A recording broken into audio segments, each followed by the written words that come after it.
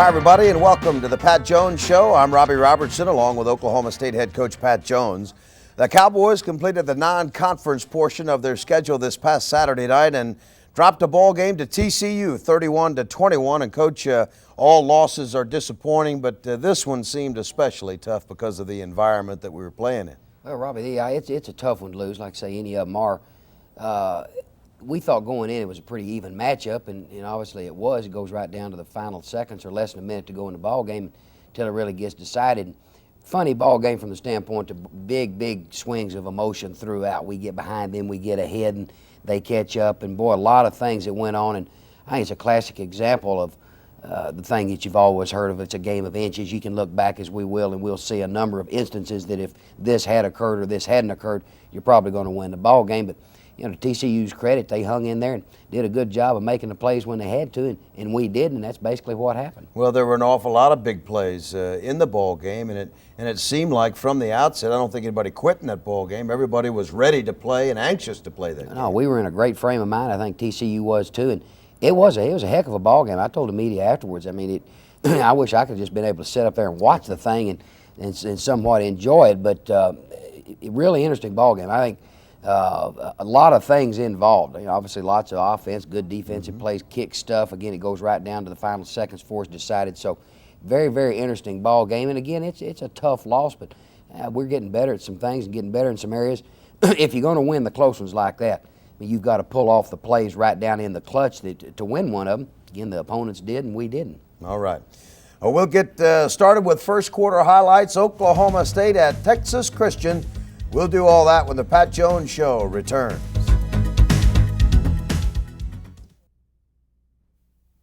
There were about 8,000 Cowboy fans down there in Fort Worth this past Saturday night to watch Oklahoma State win the coin toss and elect to receive to start the ball game. That's a good feeling, isn't it, Pat? Robbie, we had a great crowd. Of course, there's a lot of Oklahoma State people in the Metroplex area, and we had a lot from Oklahoma go down there. I thought it was really a good atmosphere. It was a nice evening. It cooled off a little bit windy. Wind was a little bit of a factor throughout the course of the ball game, but we won the toss, elected to receive.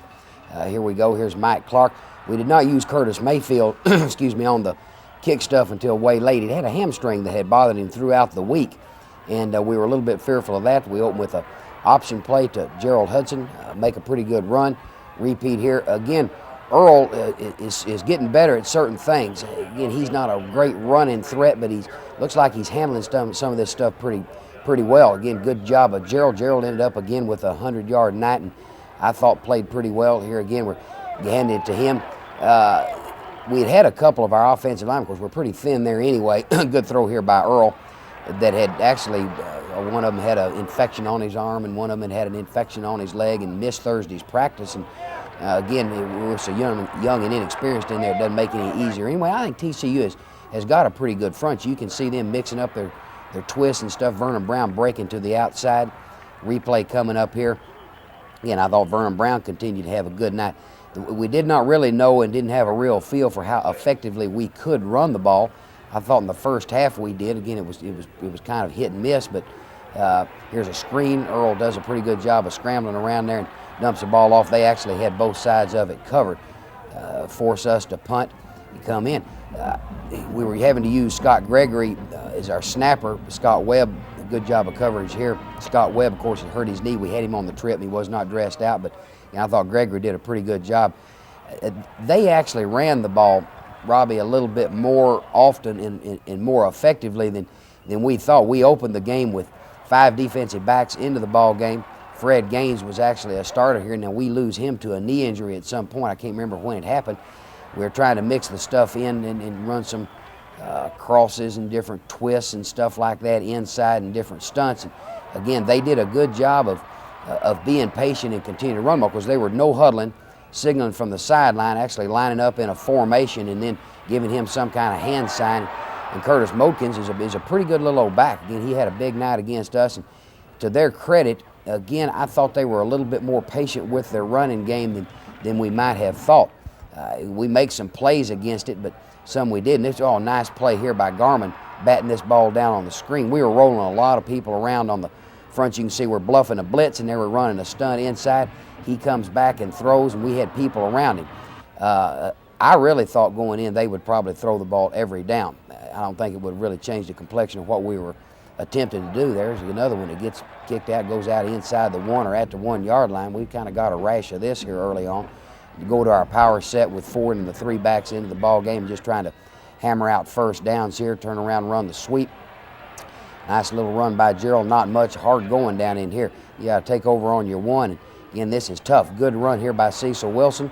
Going to see a repeat. I think we pick up the first down here. Correct. Again, when you got to take over on your own 1 yard line, it's not the easiest thing in the world to do, but to our credit, we hammered out a first down, pitched the ball to Gerald and running the sweep, and you can see we're continuing to mix formations around, again, trying to establish something in the running game, trying to be fairly intelligent. We were going into a little bit of a wind here, didn't want to do anything real exotic with the throwing game.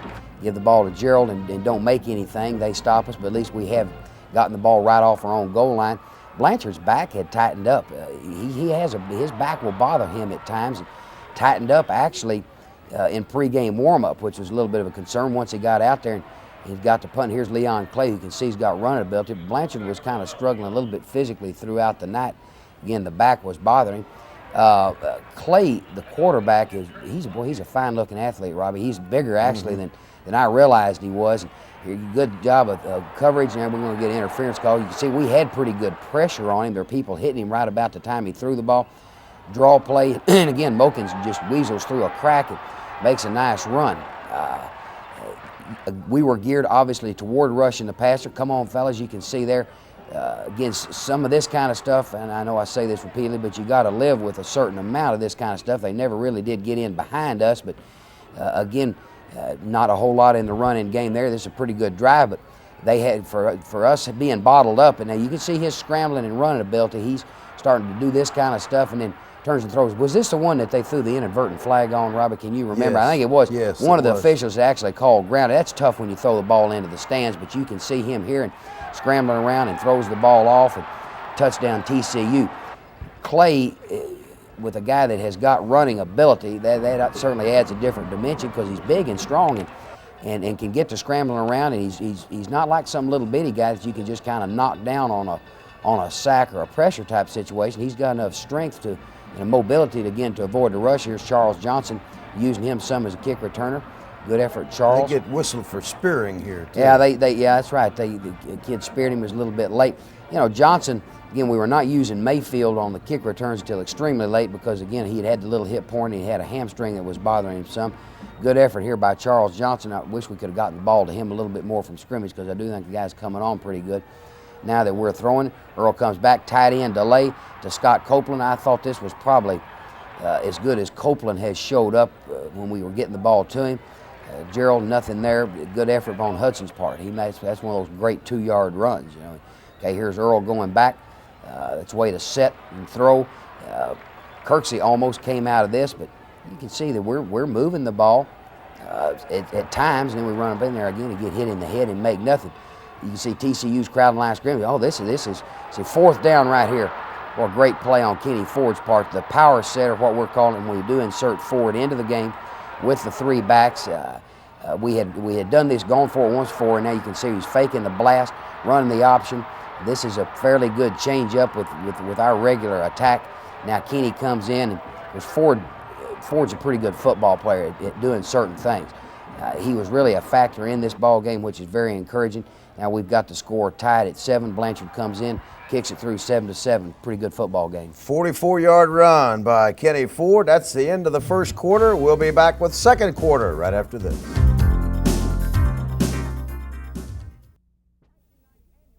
The ball game is tied at 7 as we start the second quarter, and TCU has the football. They start 2nd and 10 from their own 38-yard line. Robbie, with them and what they're doing offensively, again, here's a screen that they really didn't add a heck of a lot during their open day, but they were a little bit more polished. You could tell that they had done some things, and again, he is on a quarterback draw. Not a whole lot, but you can see they're doing a lot of stuff with no backs in the backfield. And see, here it is right here. They actually have people spread out all over the field. Ball batted up in the air. They caught this ball, right, but we were getting some forms of pressure. You can see we're kind of crossing guys around on the inside. He gets out on the perimeter, and throws deep. Nothing going here. We've got them covered, but we did a pretty good job, I thought, here of kind of containing them. Again, they made some yards, but we did a pretty nice job of keeping them out of the end zone. Here again, I'm surprised that didn't jump out at the 1 yard line. That's rare for us. Okay, here's a draw play. Nice job of running by Gerald Hudson. Again, I can't say we ran the ball real consistently, but we were not just getting hit in the head every time. Good throw, good catch by Robert Kirksey. Kirksey had, I thought, probably the best week of practice he's had during his career, and thought the guy had really a good ball game. Throwing out here to Mayfield, they could have called that a late hit. I tried to get him to call that, but they wouldn't. We were lucky here. Had to give the ball off to the fullback and fumble the mesh there. Okay, now we had a little boot here.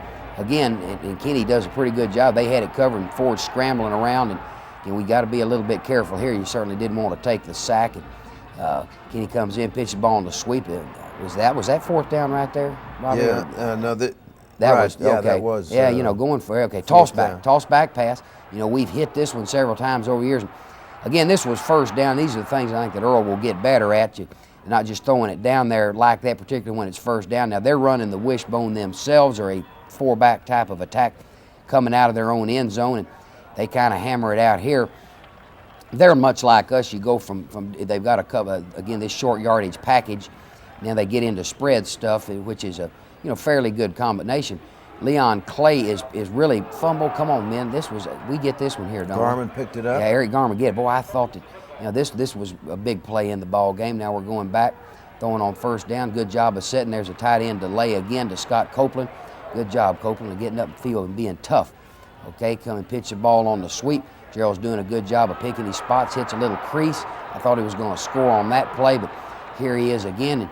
And, again, I can't say that we really sprung him consistently, particularly in the second half, but at this point in the game, we're making some yards running. There he is right there. Good cut. Come on, Gerald, run over that one guy and get in the end zone. And we got the power set in, give the ball off. Our guys are trying to signal touchdown, but we're right on the brink of the goal. Kenny Ford comes in, kicks the ball out to Vernon Brown, and touchdown Cowboys. Again, you can see Ford has got some deception about him. Does a good job of pitching the ball off under pressure. This is really kind of impresses me, to be honest with you. You got to have some option capabilities down there on the goal line, because people can crowd you. And if you can't do that, it can be a real long, hard day just trying to hammer it in. Okay, Blanchard's in. Now we're downwind a little bit. Kicks the ball 5 yards deep in the end zone. TCU's going to start on the 20. Now they hand the ball off. Again, good play here. That boy, Jason Gilden. Going to see a repeat of this. Again, Gilden continues to improve and continues to show up. And again, they're trying to get it outside here on the sweep. That's the way to stay outside. Jason Gilden, nice play there. I was a little bit surprised that they were as effective running the ball as they were. Again, I think it's to their credit they didn't abandon the running game when we were to give them bad plays. They came on and kept on doing it. Here they are again, setting and throwing. And we're still having some problems with our underneath coverage, even playing 5 and 6 defensive backs at times. This kind of stuff. Okay, see, he's got the ability to avoid the rush and throw it around there. Okay, good tackle, Richie Ainsley. All right, now he's coming back and throwing. You see, he does not have it covered.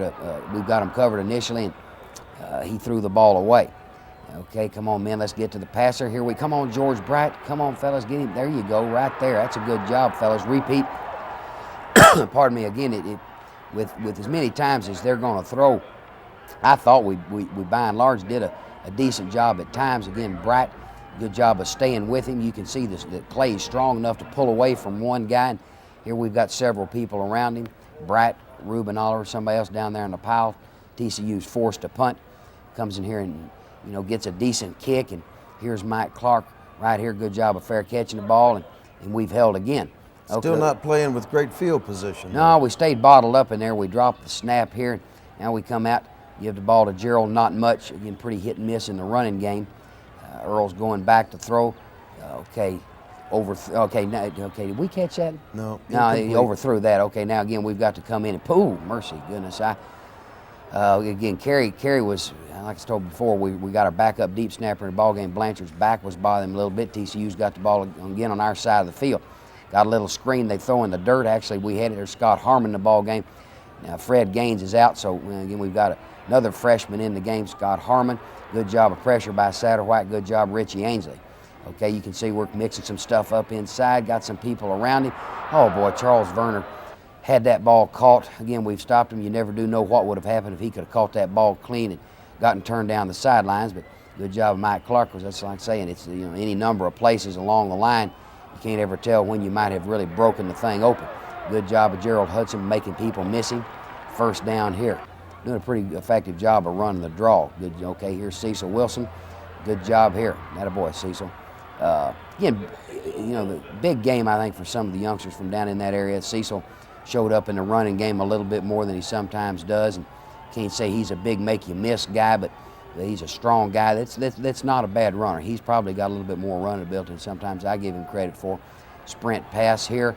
Okay, did they rule this complete? Fisher makes that completion. He sure did. Okay, here we go. Fake draw. First down. Throwing the ball down, throwing it down the field. Good job of touching it into Mayfield. Nice job here. Pick up a 14 on this play. Okay, you can see they're running some stunts inside. We've got pretty good protection. Good job of Earl sitting inside. That boy Curtis Mayfield. We never really could spring Curtis for a real big one, which I kind of thought he would, but here we've got the ball out around midfield. The clock's running down. Okay, good job of throwing the ball away.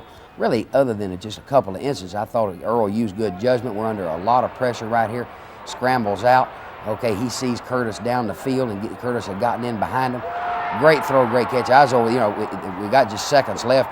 We're going to try to maneuver the ball down the field and kick a field goal.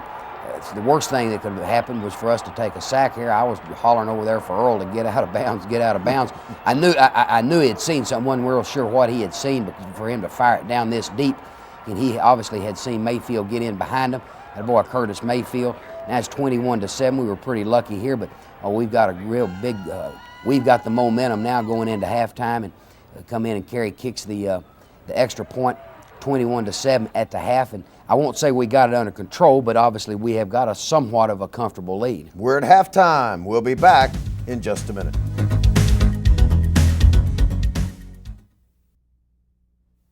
At halftime, Oklahoma State out in front of TCU by a score of 21-7. Let's take a look at the numbers from the first half of the ball game. First downs dead even. Cowboys have rushed for 128 yards. TCU 91 on the ground. I want to ask you about that, Coach. Passing-wise, Cowboys 120 yards through the air, TCU 85, and Oklahoma State with 248 yards total offense, TCU 176, and both ball clubs have had a turnover.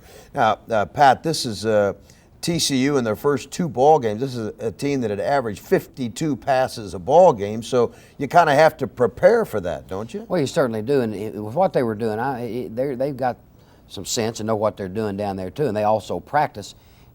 Seeing us open the game with 5 defensive backs, sometimes 6, feeling like certainly they have a chance to run the ball. They're going to test the water with that, and it had some success.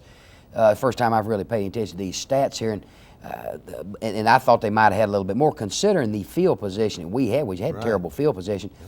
We were real lucky to have 21 points. Again, doing 250 yards in a half is quite a bit of offense, a little bit more because we got the big play at the end of the half, but again, I thought we did a fairly good job of things, and I thought we did a pretty good job of keeping them somewhat under wraps. First half, we made the big plays, and they didn't. Certainly, they moved the ball some, but again, the difference in the clash that we'll see between the two halves is that we pulled off the big plays in the first half. They did in the second half. They do, and we don't.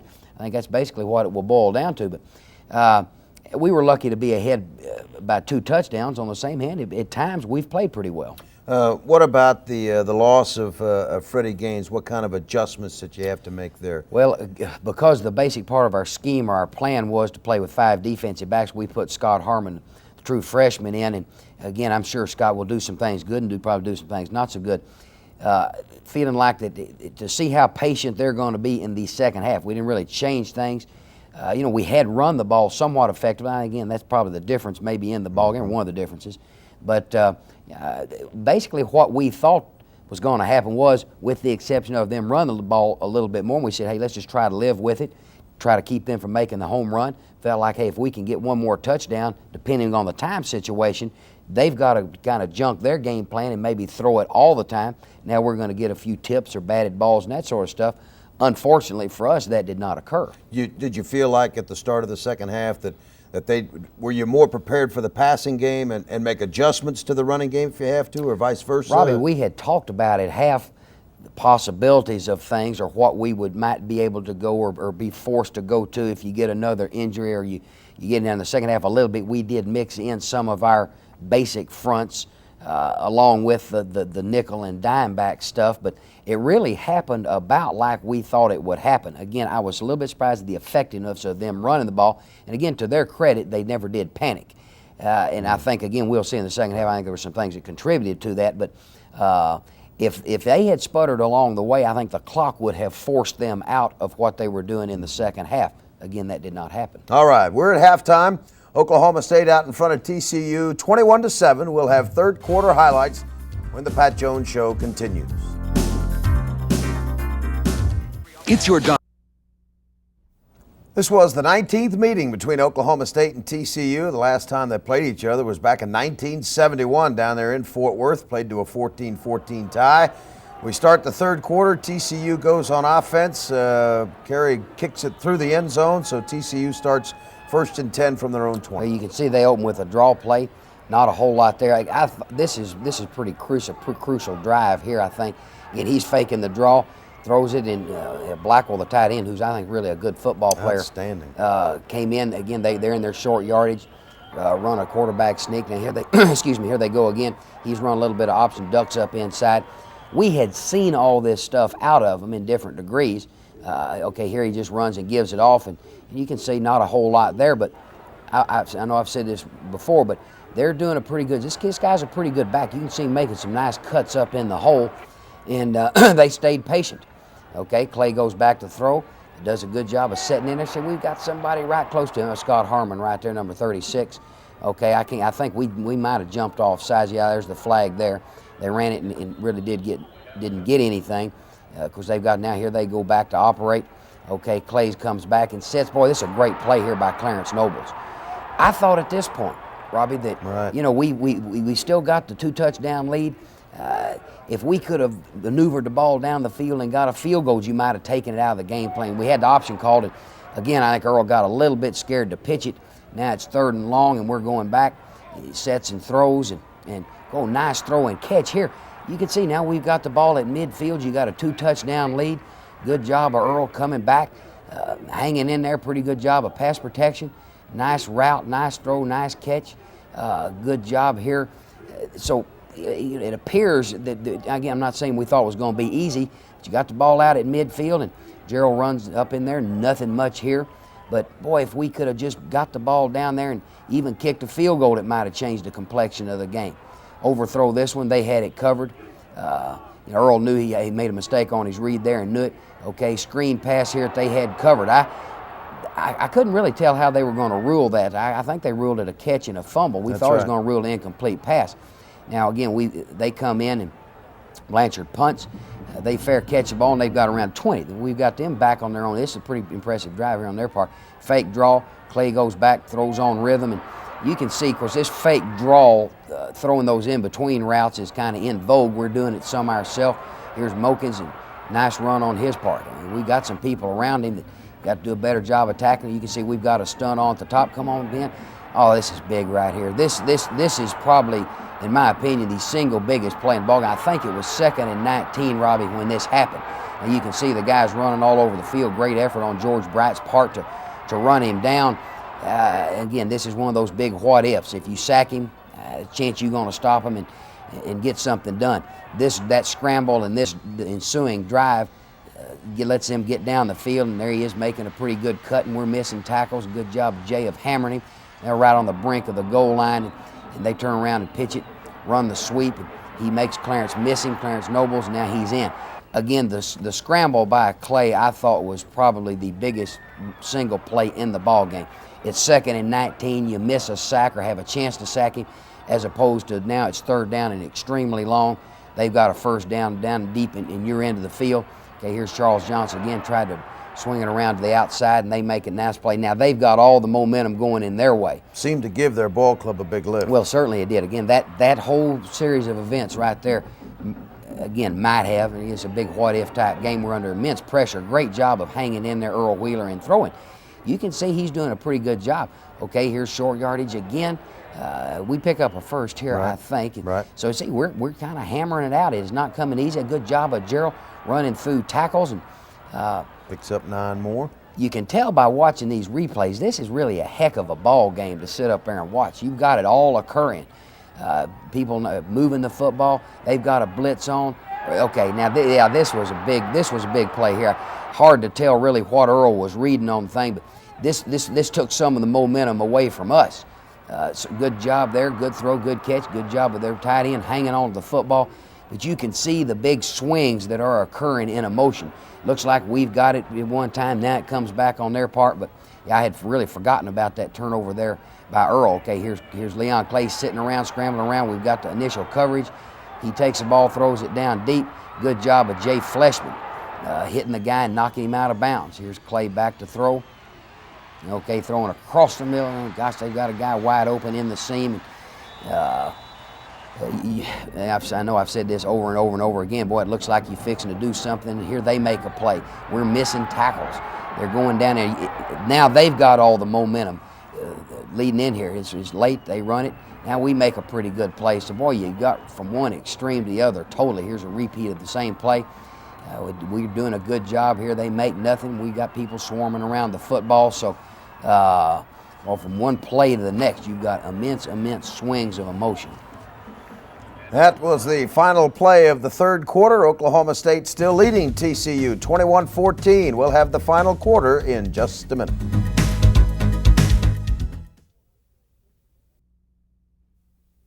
As we start the fourth quarter, TCU is driving. They have the ball, 2nd and goal from the Cowboy 5-yard line. Well, you can see it's really starting to, the motions are really starting to build here. Again, Clay comes back, so we've got things covered, and he scrambles around. This is where, again, a guy with some run, somebody hit him right there, a pretty good lick. Kept on thinking he would fumble. Again, the guy's a big, strong guy. Turn around, pitch it, sweep to Mokins, and we're playing fairly decent at times down here on the goal line. They run the option, and he jumps in. When the guy's got the running ability he has, I mean, we get the same thing kind of out of using both quarterbacks, but you got a pretty good little package of things. They do, and we do too. So now it's tied 21-21 early in the fourth quarter. Now we're forced to go into a little bit of wind, and but because we've moved the ball effectively enough to where, and we're doing it right here, making a nice little run that again, I can't say we feel good about things, but Earl keeps up on the inside of the option. And you can see he's not going to just run off and leave everybody, but makes a pretty nice little run. We've got us a drag ball. Right here, felt like if we could knock it down the field and get a touchdown and eat up some clock, you're probably going to win the game. I'm saying probably in what if a whole lot, but this kind of ball game right here is going to make you say that. And again, you go back and watch the replays, and this is a classic example of a whole lot of what ifs. They grabbed a hold of the receiver right here with. You can see they actually had tackled Curtis Mayfield, number 9 did, and they got it called, and we come back out again, run the ball to Gerald Hudson. We're moving it pretty effectively. Again, the penalty helped there, but we're getting some nice things done. Not a whole lot there, but we're still making positive yardage and mixing things up pretty good. Okay, sprint. This is a big play right here. They ran over to fullback, and the guy really made a good play. 44 just kind of hammered Cecil there, and we're forced to punt. But again, if you're going to win a game like this, and it's tied 21-21 in the fourth quarter, at some point you're going to have to make a big play. Again, they're going to take the ball over. They're going to make a few themselves. Okay, good. Oh, they dropped this one. Blackwell didn't drop many, but he dropped that one. He did drop that one. You can see there. Okay, fake draw. He's coming back. Okay, good job of throwing and catching right there on their part. We never did really let them in behind us, to our credit, but not much in the running game here. We're playing hard. I thought really defensively, by and large, we played hard. Come on, Jason Gilden comes back and this. Okay, right there. We've got people around them. We've got people hitting receivers. We got lined up wrong here. We're trying to, Terry Henley, this is kind of a, won't make excuses because of the injury situation. We're trying to put a 6 defensive back in the ball game. Couldn't get lined up, and they raised up and hit an uncovered guy here. Again, they're in their short yardage package, and Clay ducks up inside and makes something. Okay, here they're running outside. Not much there. Pretty good job, fellas.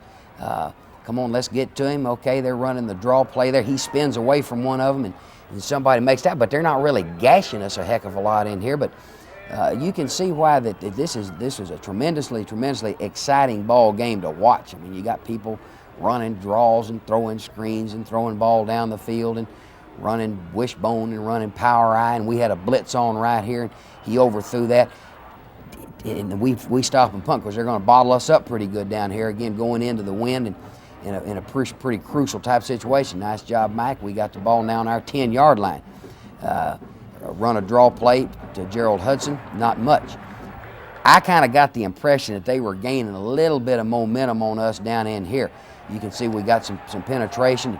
They're chasing the football pretty well here, and their defensive unit is getting pretty fired up. Earl going back, and this is where now interference was called here. I think it was a good call. I mean, we tried to run a slant.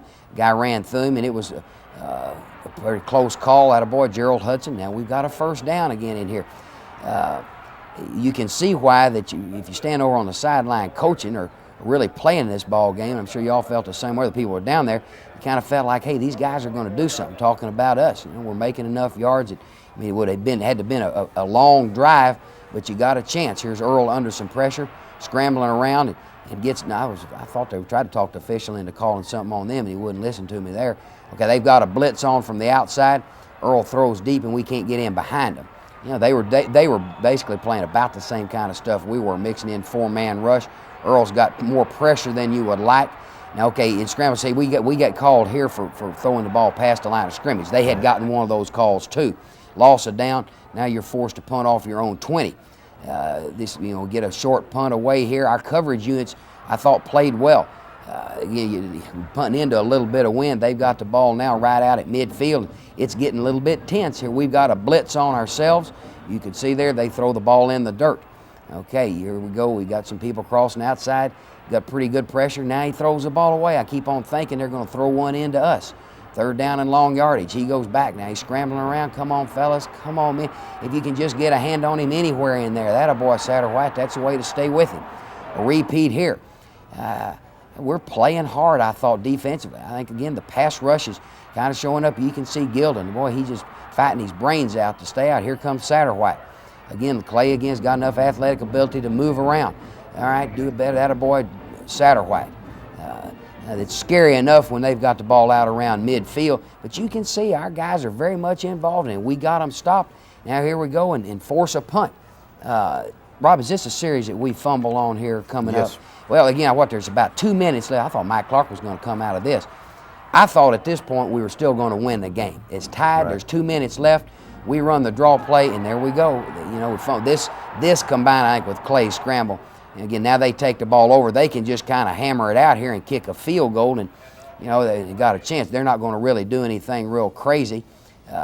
Here's Mokins that breaks one down in here. There's no reason, again, for them to really do anything real risky other than just kind of hammer away, get down in there and kick a field goal. Here you go again. And defensively, I think we got to scrambling a little bit here. We almost make a great stand down in here. They try to run the loaded option, and now he's down to the 2-yard line. The clock's winding down. See, he runs up in here and gets hit. To go now. And is that the one the ball came out? See, you can see now this one official, mm-hmm. Robbie, and I'm not saying his officials, it's because one official says, hey, it's going the other way. They came in and said, well, the whistle had blown our guys from the field, asked them after the ball game, said it could have gone either way. 24-21, and they're probably going to win the game certainly here. We put Mayfield in, try to make a little something happen here on the kick return. You've got to really try to do something real dramatic here. We go back and Earl's just and tries to throw. Can't see whether we had somebody open. This guy makes a good interception, good run, and runs it in for a touchdown. The Gerald's fumble certainly, I think there were 2:15 or something left in there at that time. And I'm not trying to blame Gerald for it, but that puts them certainly in position that they can go on and win the game. Oklahoma State loses 31-21, and really what you can see was a very emotional type of ball game. We'll be back with some comments on the outcome of the ball game right after this. Oklahoma State is now 2-2 on the year, and Coach, I really honestly felt like even with 2 minutes to go and you get the ball back, I felt like there was going to be a drive there that was going to put us in the end zone and win a football game. Probably I did too. That's exactly what I thought. I thought we would hit one or break a run or hit a long pass and get down there and kick a field goal ourselves. Again, the ebb and flow of the emotions of this ball game were immense. I think really probably what it boiled down to was you can't turn the ball over like we did on a fumble or a couple of interceptions and really have a chance to top it off. You do enough good things in between to kind of get yourself in position for that sort of thing. You can't turn the ball over as many times as we did, with aside from just losing the ball and letting them have it again. You have another swing of emotion and feel like they've got a chance. But I did too. I'm standing over there thinking, hey, we're going to get down there and we're going to kick a field goal and we're going to win this ball game 21-24 ourselves. Fumble occurs, they get in, and now they can do about like they please because they're going down winning, and at worst, they can eat the clock up and kick a field goal themselves. Now they're going to win 21-24. So to credit our defensive unit, we went in and battled tooth and nail. Again, it's hard to tell on this what we saw here on this tape where the whistle blew and all that. I know the one official did. I'm not trying to blame it on officials, but that could have been ruled either way. But again, you got to get those close calls or those close plays to win what is essentially an even game. Those are the little things that win or lose football games, and I think, as you mentioned in the locker room, it's being in a position to finish off a game that you have a chance to win. Oh, we had geared, and then again, we were fully expecting this ball game to go down late. I don't think we had a false sense of security at halftime, even though we had a 2-touchdown lead. I don't really think that. Again, I think the guys went out there and did things by and large fairly well. You just made a few of the misfired at enough times, again, to let them hang in there, and then again, they capitalized on things. All right, Oklahoma State falling a little bit short to TCU 31-21. Now let's turn our attention to the play of the game. There's certainly a couple that we could have singled out. Kenny Ford's 44-yard touchdown run was certainly a big play in the game in the first quarter. But we went with a play out of the second quarter as Earl Wheeler and Curtis Mayfield hooked up on a 43-yard touchdown play that really gave you a lot of momentum. Well, this is why I think with these two guys here that you've got a chance to make it happen. Again, when you got what is essentially a broken play, Earl's got the presence of mind to get out of this and move around. I do think he was very aware of what was going on. Had Mayfield not come loose, I think Earl would have stepped out of bounds, and we try a long field goal at the gun. Earl's got enough sense to fire the ball down the field. Curtis has got enough athletic ability to get in behind someone. Touchdown, but a big play. Put us 2 touchdowns ahead going into half. And on the night, Wheeler hit 13 of 21 passes for 148 yards. Mayfield had 6 catches for 100 yards. It's the third consecutive week that Curtis Mayfield has had more than 100 yards in receiving. The Pat Jones Show will continue right after this. There are just 3 home games left this year for Oklahoma State. The next one is October 6th against the Oklahoma Sooners. Lewis Field needs to be filled for that ball game, and you need to get there early to be a part of a college football Saturday. Comfortable, bud? So far, I think it's probably going to be as cool as I am for the next 4 or 5 You may hours. have noticed more activity on campus this year on game day.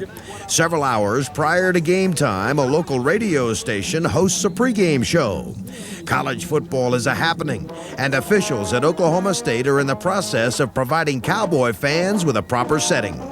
That's planned. It's an effort. When Jim Garner became the athletic director here, he wanted us to come up with ways to get people to the stadium a little bit early.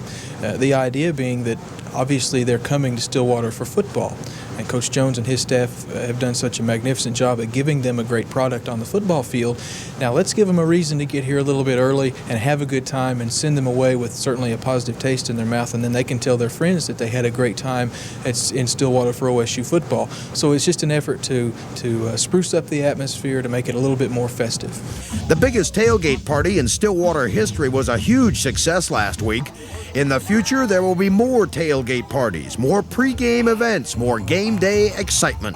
It comes from almost wherever you want to go for college football in a big-time setting, and this is big-time college football. We have the product on the football field, and we have the fans who want to come and have a good time, and our fans really know how to get into football. What this is, Robbie, is an effort to get them here a little bit early, to give them a reason to be happy before they get into the stadium. You know, a tailgate party and food crafts, arts and crafts and food, and a pregame radio show that's piped in over the stadium PA where people know that there's something going on at the stadium before the ball's ever kicked. We're excited about Oklahoma State University. We're excited about Jim Garner. We're excited about what he has in mind. we're excited about what goes on the football field, and what we have to do now is capitalize on that and make it totally a big-time atmosphere. It won't happen overnight, but it will happen. College football is fun and exciting, and the experience of a football Saturday starts well before the Cowboys ever come down the ramp.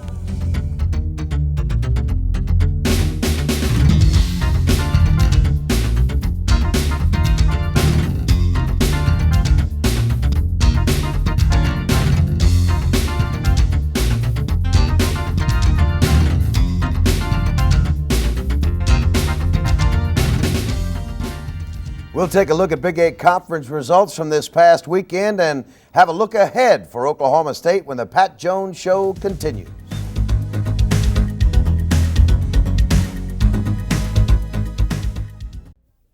Oklahoma State completes the non-conference portion of their schedule with a record of 2-2. Let's see what else happened around the Big 8 Conference this past weekend. Iowa State was beaten by Iowa 45-35. Missouri hammered by Indiana 58-7. That surprised you a little bit, Coach? Yeah, it surprised me. The difference, Indiana, I think, has got a decent football team, but the margin of that score does surprise me, yes. Oklahoma over Tulsa 52-10. Nebraska shuts out Minnesota 56-0.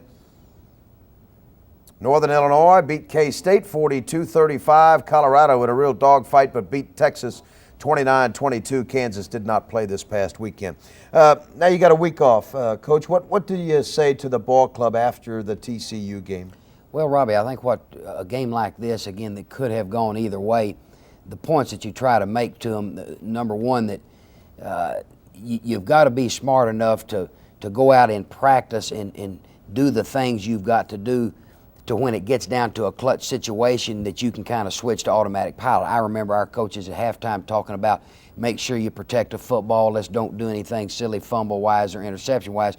Well, you can't go out there and play the game and have everything, only thing on your mind is hug the football or don't throw an interception. You just got to go play. But you got to be able to apply what you do in practice to what happens in the ball game. And I think we've got some guys that understand that, probably got some guys that really don't. That in a close loss like this, everything gets magnified 100 times. We'll sit down and show the players the film, and there'll be some guys that'll think, "Oh my goodness, why me, Lord? Why did this happen?"